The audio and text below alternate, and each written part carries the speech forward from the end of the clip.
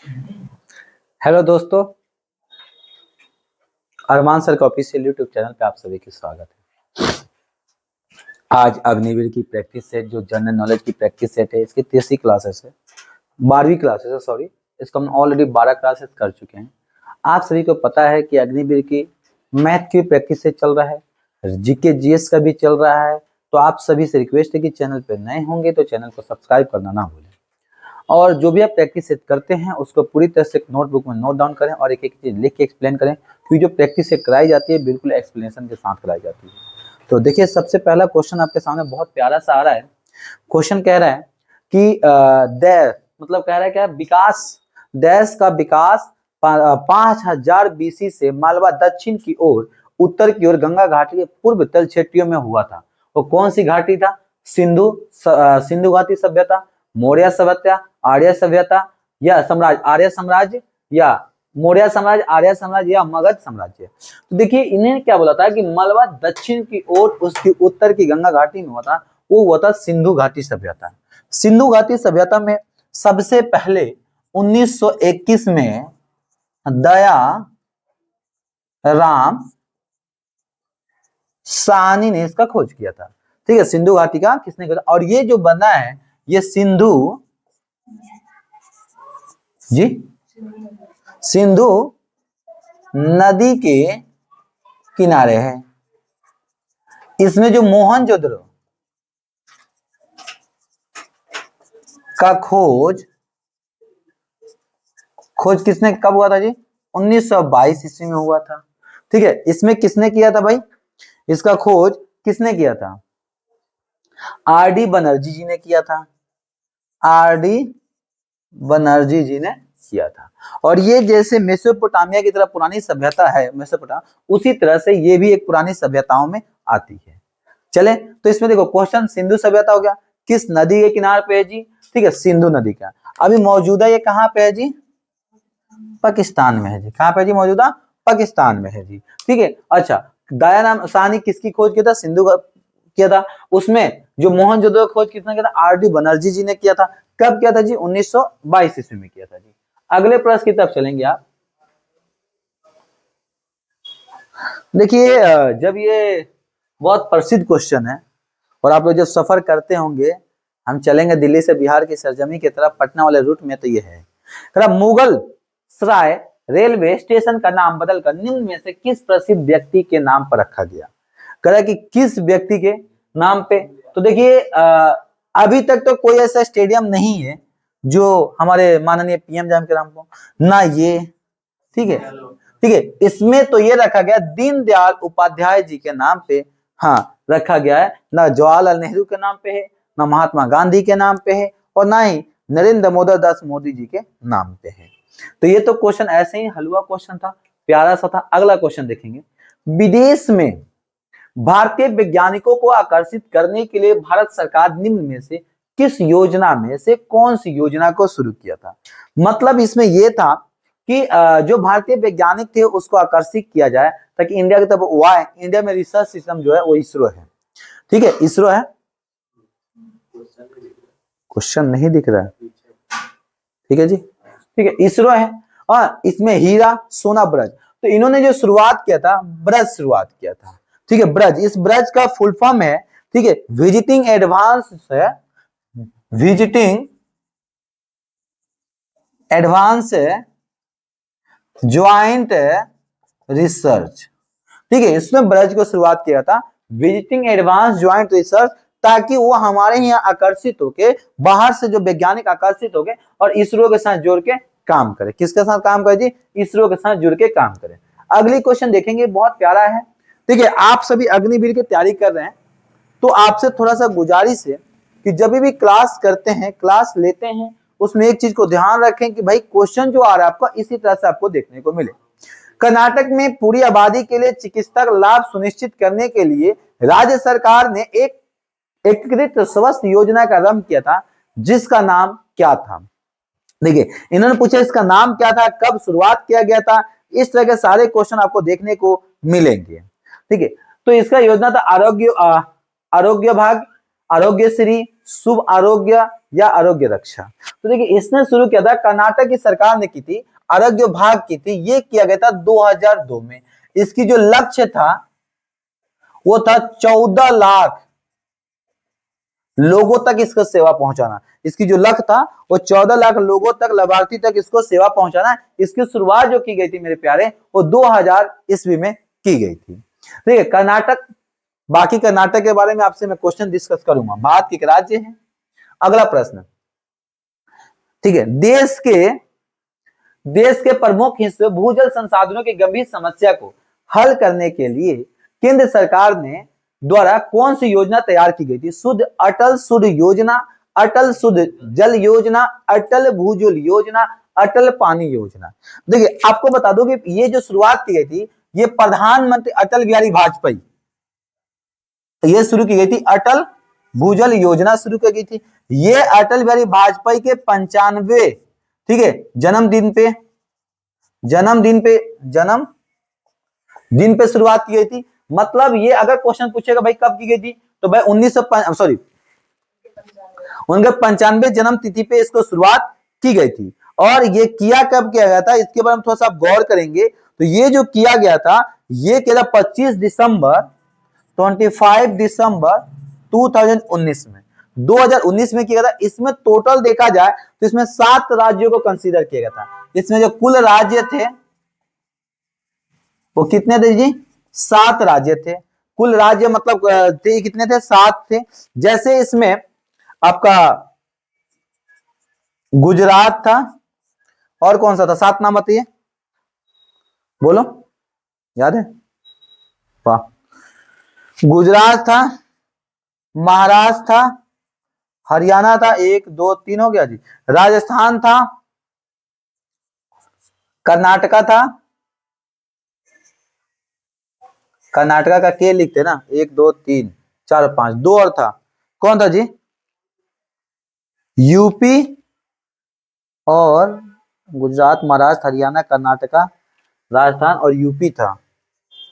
हो गया 7, 6 हो गया ना, ये कौन सा रह गया? इसमें टोटल 7 राज्य, गुजरात, महाराष्ट्र, हरियाणा, कर्नाटका, राजस्थान और यूपी। यूपी कोई है और कौन सा सर्च करना, कौन से थे, कितने राज्य थे? देखिए सर्च करके कौन से राज्य, कितने राज्य थे।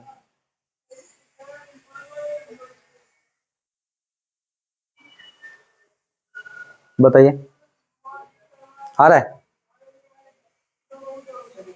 हाँ चलिए, इसको मैं एक बार चेक कर लूंगा 7वां राज्य कौन सा है। मैं एक बार कमेंट करके अगले क्वेश्चन क्लास में, नेक्स्ट क्वेश्चन की तरफ चलिए, मैं चेक कर लूंगा जी।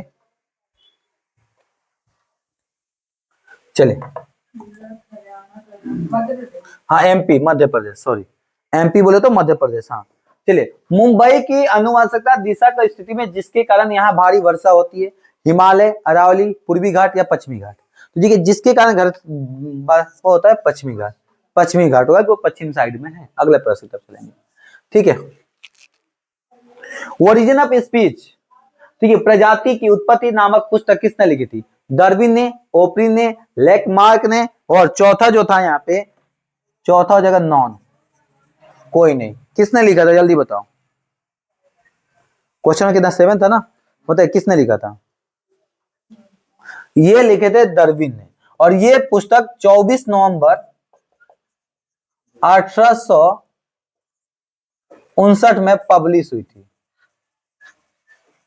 हिंदी में प्रकाशित हुई थी, ठीक है। तो अगर क्वेश्चन ये पूछता, देखो एक क्वेश्चन आपको इसमें से याद करके आपको रखना पड़ेगा, क्योंकि ऐसे क्वेश्चन आपको एक ना एक देखने को मिलते रहते हैं। अगला प्रश्न, उड़ीसा का एक नृत्य डांस जो कि 18वीं शताब्दी में जंगलों में रहने वाले जनजाति द्वारा किया जाता है, 19वीं शताब्दी में यह युद्ध कला पर आधारित नृत्य बन गया। छोबिया, कलारिपट, छऊ या भवई? तो देखिए उड़ीसा का जो है वो छऊ है, छऊ। और जो भवई है, भवई कहाँ की नृत्य है? तो भवई 2 राज्यों के लिए आता है। भवई जो आता है वो 2 राज्यों के लिए आता है, गुजरात और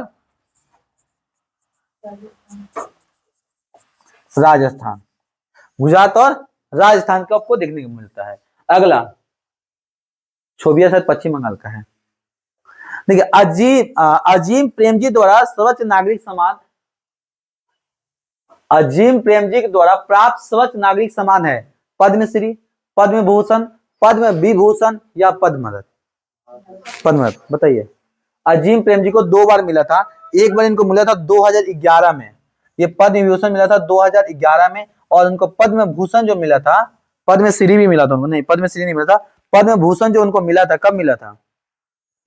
पद्म भूषण मिला था 2005 में। तो सबसे पद्म भूषण से ऊपर आता है पद्म विभूषण, तो सबसे इसका राइट आंसर क्या हो जाएगा?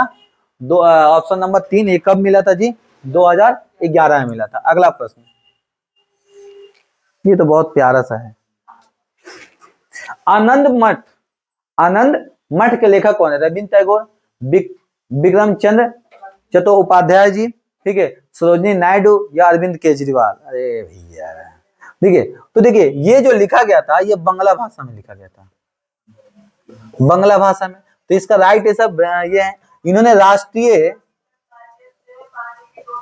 राष्ट्रीय गीत भी लिखा था, ठीक है, भारत का जो वंदे मातरम जो है वो इन्हीं ने लिखा था। तो इसका राइट आंसर है ऑप्शन नंबर 2। अगला,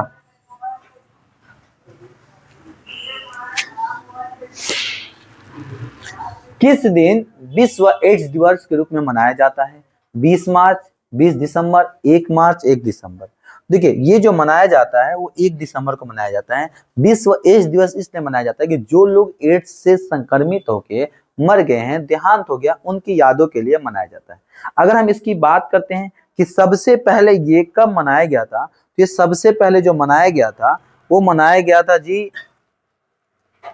ये सबसे पहले कब मनाया गया था? ये 1988 में मनाया गया था। और इसको भारत में जो आयोजन किया गया था वो 2 लोगों ने किया था, 1987 में किया था शायद, और इसमें 2 लोग थे। एक का नाम था 1987 अगस्त में किया गया था भारत में आयोजन इसका नाम ये था कि जेम्स डब्ल्यू और थॉमस नेप्टर थे। ये 2 लोगों ने भारत में, तो भारत का तो पूछेगा नहीं आपसे, आपको कब पूछा था भाई? 1 दिसंबर 1988 में इसको मनाया गया था सबसे पहले। ये तो बता दो यार। हाँ, international monetary fund, option number 2। ये कब बना था जी? 1900। चलो, इसमें कितने टोटल देश हैं जी? इसमें 190 देश हैं जी। इसका हेडक्वार्टर कहाँ पे है जी? जनेवा में है जी। इसका काम क्या होता है कि जो इस देश के जितने लोग जो भी देश इसके सदस्य है, उन लोग देशों को ये क्या करता है जी? ऋण देता है, लोन प्रोवाइड करता है। तो इसका राइट आंसर हो जाएगा ऑप्शन नंबर 2। अगला प्रश्न, राष्ट्रीय रक्षा अकादमी कहां पर स्थित है? देहरादून, चेन्नई, कोलकाता या खड़गवासला या नागपुर? अब जो बच्चे अग्निवीर का, जिसके अंदर एनडीए का जुनून है, वो बच्चा को क्वेश्चन नहीं पता होगा, ऐसा हो ही नहीं सकता सर। बताइए। देहरादून नहीं है, इसका खरवासला है। खरवासला। लोग कहते हैं ना, जैसे वो यूपीएससी वाले कहते हैं हम तो लेवासना जाएंगे, हाँ, तो ये कहते हैं भैया हम खड़गवासला जाएंगे। ठीक है, दोनों में फर्क है, क्योंकि इसकी जब सबसे पहले इसको रखा गया था, ये हुआ था 1954 ईस्वी में इसको स्थापित किया गया था। कब किया था जी? 1954 में। ठीक है, उससे ये कहाँ पे पड़ता है खेरासा? ये महाराष्ट्र में पड़ता है। कहाँ पड़ता है? महाराष्ट्र के पुणे में एक जगह है, जिला है, वहां पे पड़ता है। महाराष्ट्र कहाँ पड़ता है जी? पुणे में एक जिला है, वहां पड़ता है। और ये सबसे पहले जो डिफेंस अकेडमी था, इसको स्थापना जो की गई थी 1944 में की गई थी। और इसके जो भी कमांडर है 2021 में बने थे एनडीए का अजीत। इसका वो क्या है? एनडीए का वो क्या है, क्या बोलते हैं, स्लोगन क्या है? परमो धर्म। आपने देखा वहां पर लिख, हाँ नहीं, परमो धर्म से। हाँ, अगला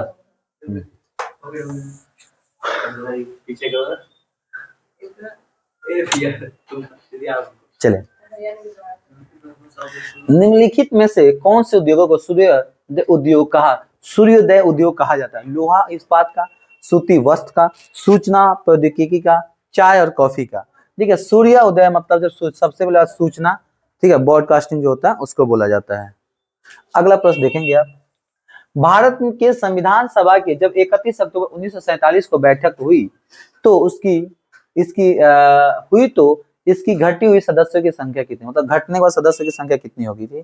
क्योंकि देखिए आप सभी को पता है जब भारतीय संविधान सभा का गठन हुआ था, संविधान सभा का गठन हुआ था जुलाई 1946 में, और इसी के बीच में 15 अगस्त 1947 को हम आजाद हो गए थे जी, बंटवारा हो गया था।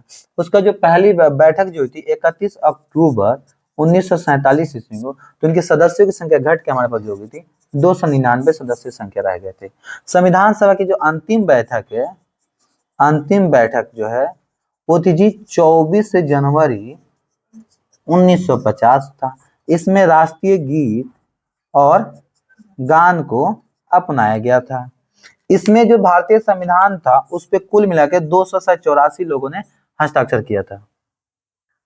284 नवासी था 200, जिसमें से 289 लोगों ने हाँ शायद एक बार क्रॉस चेक कर लूंगा मैं, चलिए कोई ठीक है। और भारतीय संविधान को जो पूर्ण रूप से लागू किया गया था, पूर्ण रूप से, फिर मैं बोला हूँ पूर्ण रूप से, वो 26 जनवरी 1950, क्योंकि हम सबसे पहले 26 जनवरी 1930 को हम आजादी के लिए अपना लड़ाई उठाए थे। इसी दिन को याद करने के लिए हम 26 जनवरी 1950 को लागू किए थे। 26 नवंबर 1950 को 1949 को संविधान बनकर तैयार हुआ था। ठीक है, इसी दिन को हम 26 नवंबर को ही संविधान दिवस के रूप में मनाते हैं। तो ठीक है, संविधान दिवस के रूप में हम मनाते हैं। नेक्स्ट, तो देखिए टोटल आप सभी को पता है कि इसमें टोटल 15 क्वेश्चन देखने को मिलते हैं। तो ये अग्निवीर का हमारे पास 15 क्वेश्चन था। तो आज के लिए इतना ही, फिर मिलते हैं अगले क्लास में। Thank you, tata, bye bye, जय हिंद, जय भारत।